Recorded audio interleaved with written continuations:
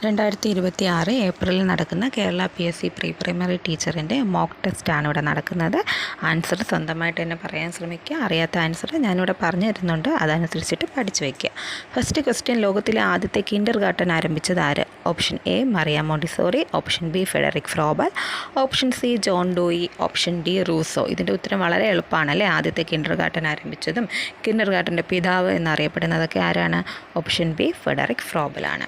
രണ്ടാമത്തെ ക്വസ്റ്റ്യൻ, കുട്ടികളുടെ ഇന്ദ്രിയ പരിശീലനത്തിന്, അതായത് സെൻസറി ട്രെയിനിങ്ങിന് ഏറ്റവും കൂടുതൽ പ്രാധാന്യം നൽകിയ വിദ്യാഭ്യാസ രീതി ഏതാണ്?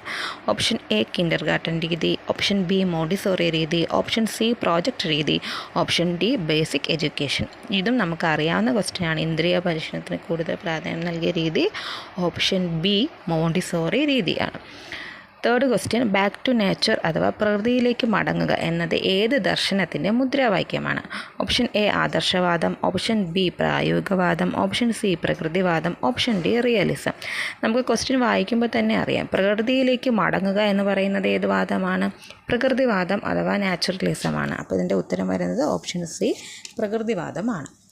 നാലാമത്തെ ക്വസ്റ്റ്യൻ, കുട്ടികളുടെ വീട് എന്നറിയപ്പെടുന്നത് എന്തിനെയാണ്?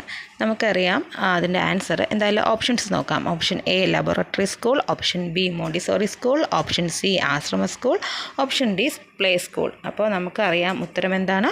ഓപ്ഷൻ ബി മോണ്ടിസോറി സ്കൂളുകളെയാണ് കുട്ടികളുടെ വീട് എന്ന് വിളിക്കുന്നത്, അല്ലേ?